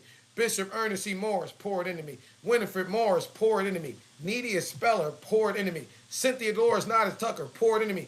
Edith Scott Bagley poured into me. Rosa Louise Macaulay Parks, hey, I had no son, she poured into me. Okay. The Yolkmeister, listen, me and her got it in common. Our siblings, we love them. But prophetically, they ain't shit. She poured into me. She trusted me. Hey, man, it's 40 years later. And now that little boy that they all poured into is out here pouring into somebody else's child. You know why? I'm evidence. It works. That's why I don't give up on the kids. I made some money in direct sales. Bought a condo. I live at 1555 Kampalani Boulevard. I live at 1 Ala Moana Plaza, 96813. You know what I realized when I got away from everybody? I like black women, natural ones. Atlanta, hey y'all. Texas, I'm probably coming to Texas. I like country women. That's just me. Listen, but besides the point, right? And my kids, I ain't nothing but tourists and Marines. And so I retire and I get in this lane and I realize I had enough money to retire when I was thinking about myself. When I thought about getting in this lane, I done retired twice and ran out of money twice. This me. That's what I like to do. And guess what? I didn't give up on them because nobody gave up on me. Now I'm in a new transition. I'm making my Gray move. Now, Herbie, William Herbie Gray, might have been your uh, pastor, might have been your prophetic patriarch, might have been your congressman, might have been your black local congress, might have been your uh, uh, uh, uh, uh, chairman, not even college fund, in the basement of the Bright Hope Baptist Church. That's my crossover coach. He went to Simon. I would have went to King, where Wallet, but I'm gonna tell you what I saw though. I'm gonna tell you what I saw. King was facing Simon and the chip, and Simon's won. Herbie called me from the King stand, made me cross the ball court, walked in. He told Simon, y'all win again, I'm taking you to the chip. They won. First time I went to the Final Four. He didn't use government money. He didn't use church money. He went in his pocket and bought them tickets. Showed me him doing it. Now, Sully taught me the entrepreneurial thesis. Jersey Joe, Mr. Chicago, told me the shepherding thing. But Herbie, oh, he reached the heights of political power. And he walked away because he understood the assignment is the prophetic, not politics. He called them survival ministries. And well, he was all them things to y'all, but in the basement of Bright Hill Baptist Church, that's my crossover coach. It's not his crossover, it's my crossover. Okay? It got some similarities. This is my shit. Told you left Congress. I'm not a politician. I'm a Baptist preacher from the hood. And there's no way you could be on a championship team and just sit on the bench. You got to get in the game and put up some points. I told them, my students and the alumni and my supporters, I want you to know, the pandemic, I told everybody, wasn't a crisis. It was a crossover. Welcome to the other side. I got the ball now. And so, like, Herbie left politics. I'm out. I'm not spending the rest of my life fighting institutional and church politics. It's over. Finito. I never said I was leaving the black church.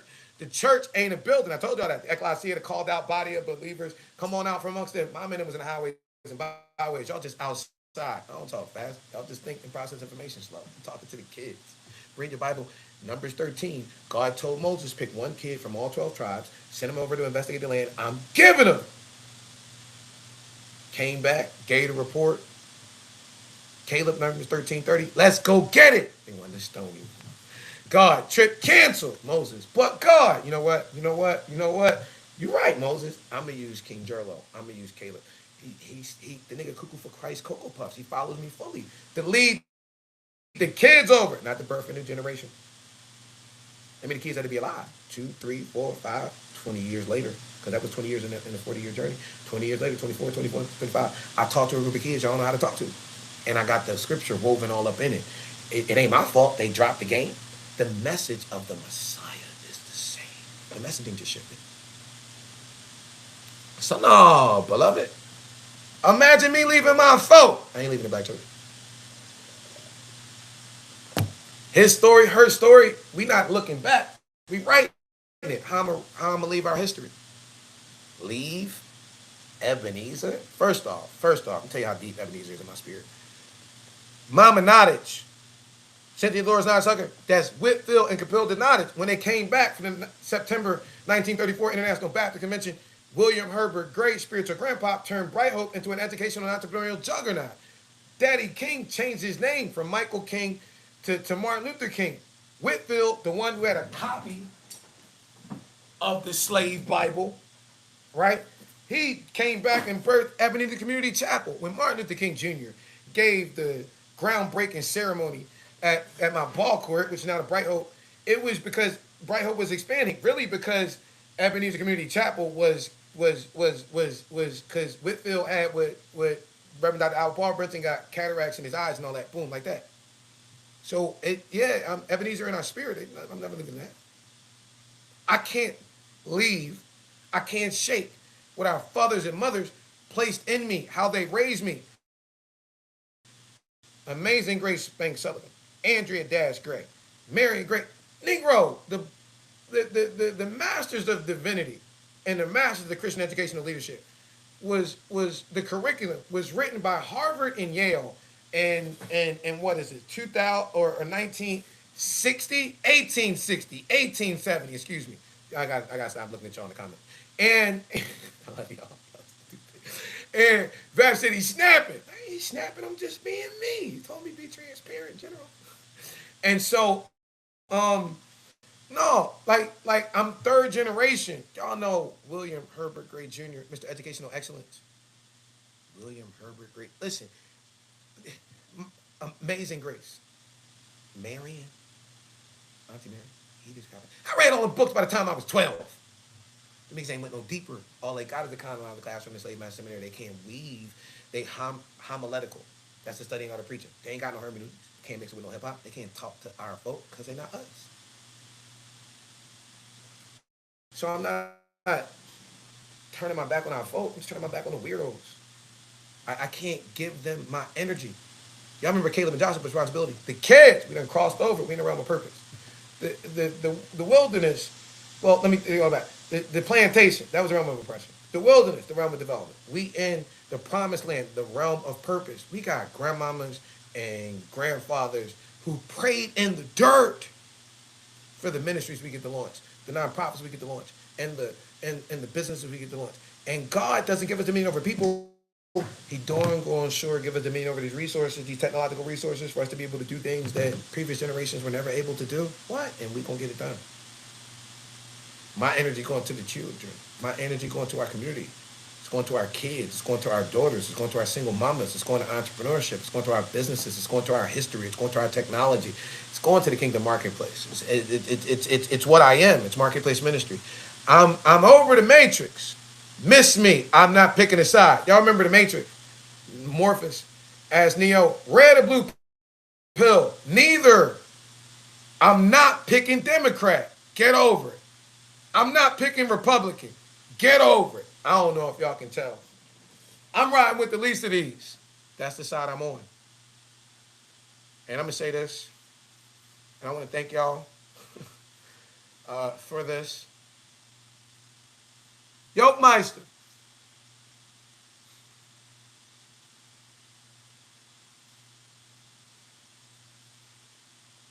This is what I need to say today. I wish you could see these girls.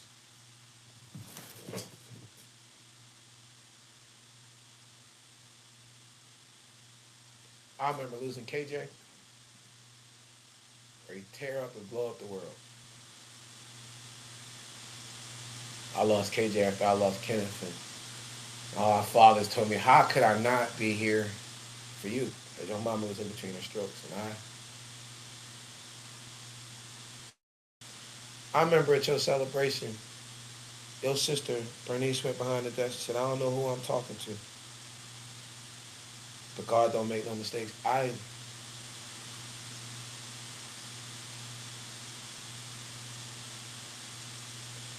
It wasn't until Sunday that I realized that what she said was true.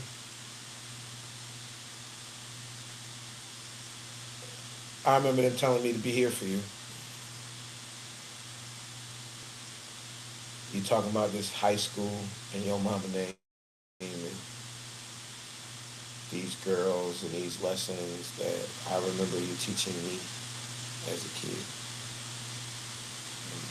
Telling me what was inside of them later and how to teach them to people.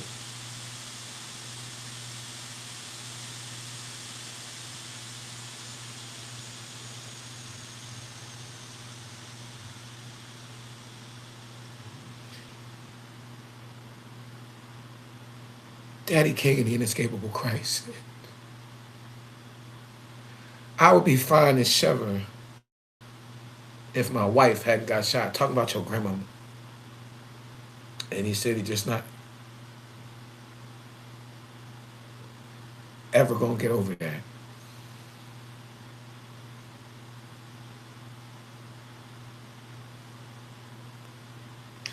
And people ask me, do I hurt?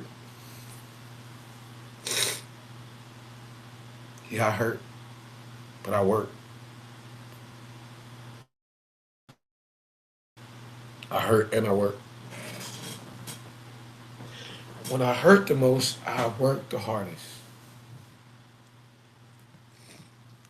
Because I remember what you said to me.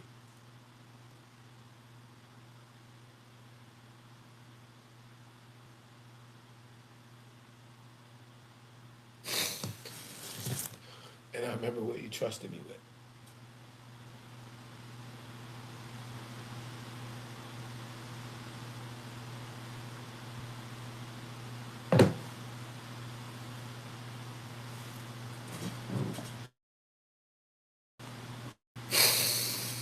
And I wish I wish you could see the Grady girls. I wish you could see my class as superstars. You know, I was calling them superstar too much. Well, I got 3.7. And well, I got 4.0. So who the superstar? And so I wish you could have seen the superstar achiever.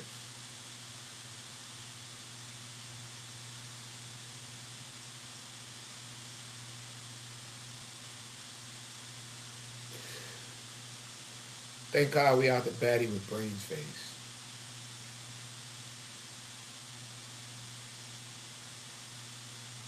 They miss you. They remember you. They study you. I had my house robbed April 2024.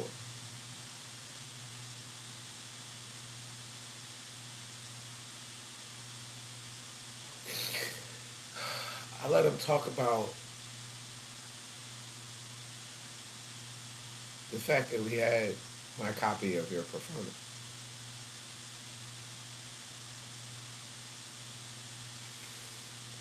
They locked me up,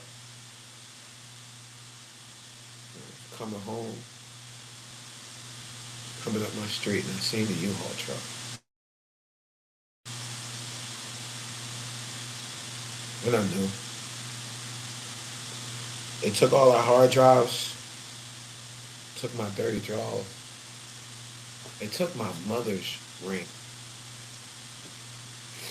and they took my copy of the 2007 service, and it crushed me, and it crushed them, and I saw in them you. I heard them tell me a lot of the stuff you told me.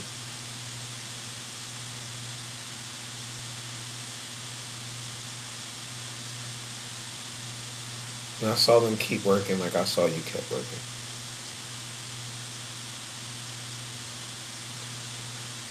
I watch them get attacked because I fought for them. And I can't help but fight for them. I wish you could see how smart they are. I know you watch them. I know you see their ecosystem. I know you see their businesses.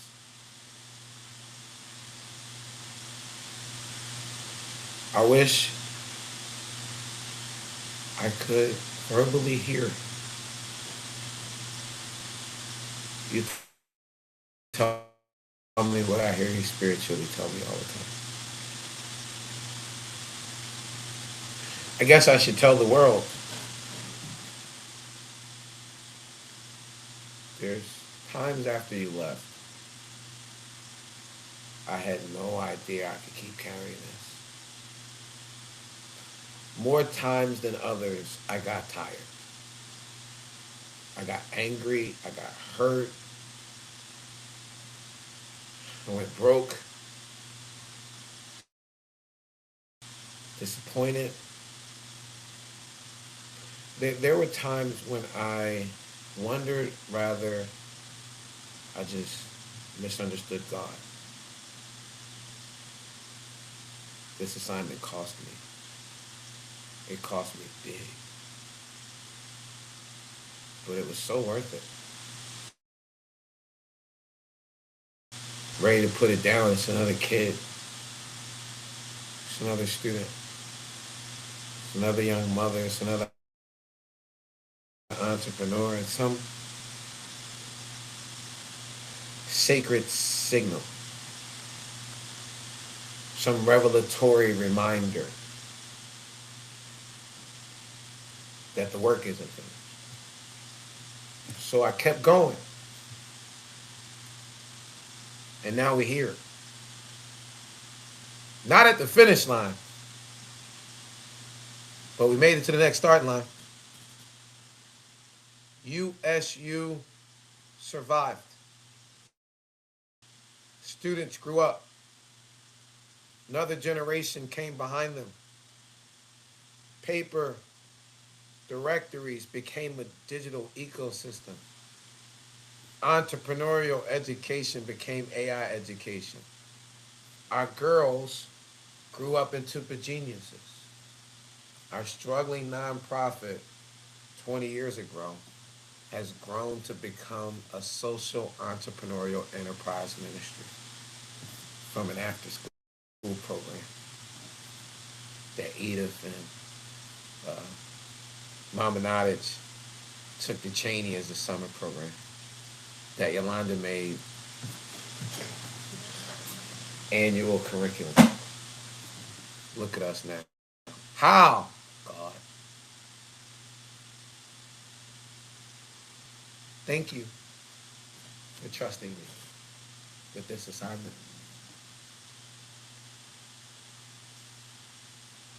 Contrary to public opinion, I'm still alive.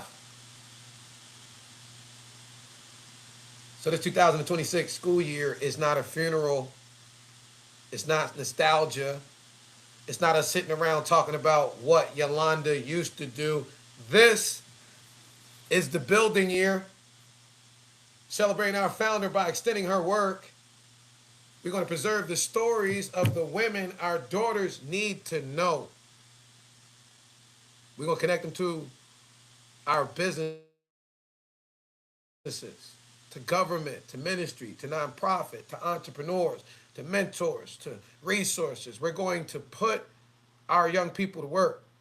We're going to help businesses prepare for the AI economy. We're going to keep building this institution so the next generation can continue to inherit it, the deposited wisdom of the generations gone on and those here today.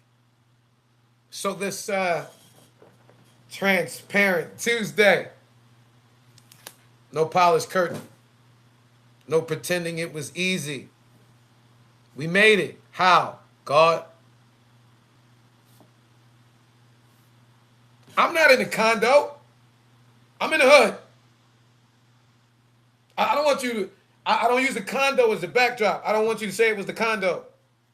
I'm riding a Brinson Mobile. It's 20 years old. The freaking tires and brakes finna fall off. I don't want you to say it's the truck. They robbed the house. I ain't went shopping since. All right? It's all throwbacks. It's a uniform. I don't want you to say it's the fit. I didn't know I would be here. You know, we did everything young. We got money young, made kids young, did everything young. Many of us didn't expect to be here. I didn't expect to be here. I didn't. Get over it. Okay? And so now, as a young old man, folk like, how you get here? God. Listen to me. When the money ran out, God. When the folk walked away, God. When the plan changed, God. When the institution changed, God. When COVID changed the marketplace, God. When we had to learn something completely new, God. Whatever happens next, you want to know my answer? God. Faith don't mean we sitting down. It means we building. So to every business owner under the sound of my voice and on replay, tap in, complete your profile. Go to completeyourprofile.com. To every black woman whose story can teach our daughters, can you tap in? RosaParksProject.com. RosaParksProject.com. Please. To every body of believers, every church that still believes ministry should improve people's lives, tap in. And to every entrepreneur who believes the next generation deserves a chance, tap in. To every person who ever prayed for Urban Success University, its students, its alumni, its supporters, its donors, its sponsors. When we had some, shout out to Edward Harley. Let's make sure we mention his name. When you didn't know whether we were going to make it, if you just felt like we had the Spirit of God, thank you. No, I, in the depth of my being, thank God for you. Hey, y'all, we made it. Folk like, man, when they finish already, tell them we just getting started. Yoke Meister, I love you, girl. I miss my big sister, my prophetic big sister. It's the difference between spiritual descendancy and physical descendancy. The prophetic ain't hereditary. Look at Bernice. We can all tell. Listen, Yoke Meister, I love you. I missed you. I'm a 1,000,000,000% believer that the dream lives and the legacy continues. Yo, I'm still your dean, Meister's prophetic little brother. I'm still on assignment to my dean, to my founder, to my big sister, to my alumni, to my geniuses, to my superstars, to my sisters. Hey, girl, we made it. By nothing else but, make sure I make this statement right, but the amazing grace of God. Now let's show the world what our baby's built. Hey, man, listen to me. It's King Kev manifested. I'm King Jerlo. Y'all remember when Lawrence Parker said, I'm the one. Knowledge reigns supreme. The one. KRS-One. The man named Lawrence. But knowledge reigns supreme. KRS-One. The teacher. Well, I'm King Kev. But I'm King Jerlo. The dean. And this is my opening address and state of Urban Success University 2026 and 2027. And in my generation, we just like to keep it real. I'm not like them. I'm just being a prophet. And so if you're feeling the vibe, tap in. But the agenda for 2026, 2027 is the amazing Grace Banks Fight for Our Boys in 2021. They cut the money in 2024. We ain't got no money. You know where our boys are? Being raised by their mamas. So you know what we focus on? Our daughters and our mamas. Focus on our community. And we're doing all that we can. We could do so much more with your help. So why don't you help sponsor a student? Donate a laptop. Donate an iPad. Donate a phone. You ain't got nothing monetary to donate. You know what God gave us? He said we overcome the satanic attack. Facing our children, facing our community. You know, I got to give you some first revelation. That's what you want from the prophet, right? Revelations says that we overcome Satan by the blood of the Lamb, Jesus, and the word of our testimony. And they didn't count it unto death. I know you're busy, okay? You ain't got time to interview these kids. It's a Google form. You got 5 to 10 minutes.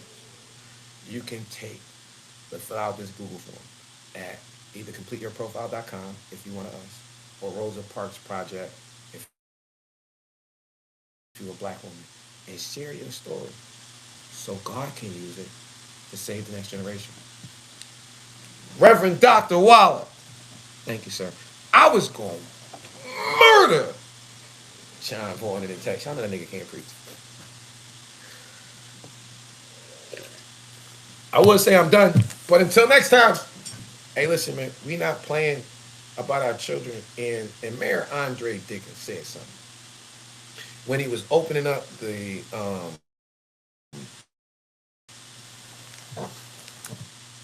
supermarket in downtown Atlanta. He said the penny pinchers downtown, they penny pinchers. Why not? You fucking penny pincher. You're a senator. Y'all just bought $1 million house for your second home. Where do the children in downtown Atlanta and the homeless Where are they able to come to where they can be embraced? It's the reason the Horizon Sanctuary looks like an African hut. Because an African hut is home base to little black boys and little black girls. We got a Georgia Gold Dome. It's downtown where I was holding the bullhorn for Naomi, where the politicians hang out. You and John Bourne and Shannon Jones, you done took that old hymn, My God is a Mighty Fortress, literally, and locked the doors. And though we love the history of concerned black clergy, it's over with. It's urban concerned clergy. It's the Yokis. It's the Joshua generation. And we're not, how are you on ending mass issue with black men? You know, you know, you know, the Lion of Zion of the generation before this one, my spiritual father, Leon Howard Sullivan, he used to say something. He used to say that you are either a part of the solution or a part of the problem. It's not Bernice. It's not Andre. It's not the county. See, there's a heavier weight of responsibility when you're the shepherd of the historic Ebenezer Baptist Church.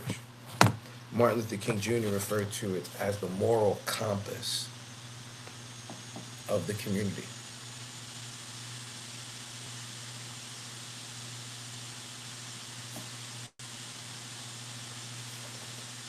I got pulled over during the 2020 election, presidential election, leaving the listening party. Headed over to a amazing Grace Bank Sullivan in my Edith Scott Bagley campus. Pulled over by the Philadelphia police, extracted from my car, shot up a taser, was held illegally for 6 days, scared the crap out of my student.